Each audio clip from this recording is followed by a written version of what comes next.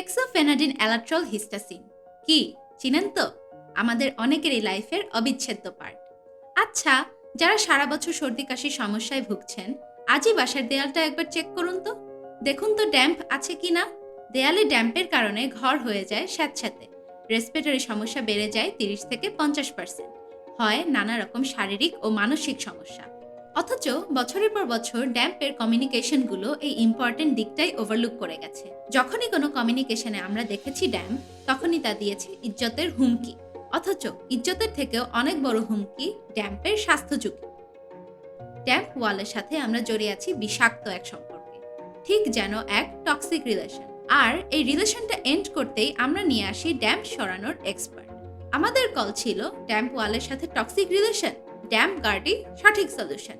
শুরুতেই শার্লক হোমসের মোরিয়ার্টি স্টাইলে আরিফিন শুভ social media take over করে। আরিফিন শুভ মুখ খুলেছে টক্সিক রিলেশন নিয়ে। কৌতূহল আরও বেড়ে গেল।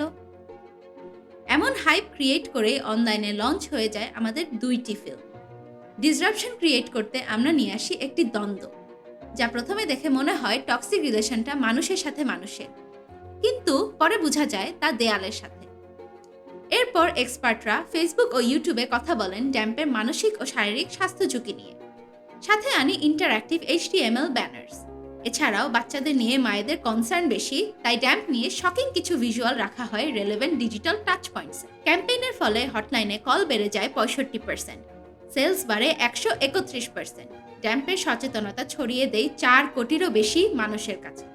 দেয়ালের ড্যাম্পের মতো একটা সিরিয়াস প্রবলেমকে প্রথমবারের মতো গুরুত্ব দিয়ে সামনে নিয়ে আসি আমরা। দেখাই প্রোডাক্টটিও সাস্টেইনেবল। প্রমাণ করি ড্যাম্প প্রেস্টিজ ইস্যু নয়, হেলথ ইস্যু।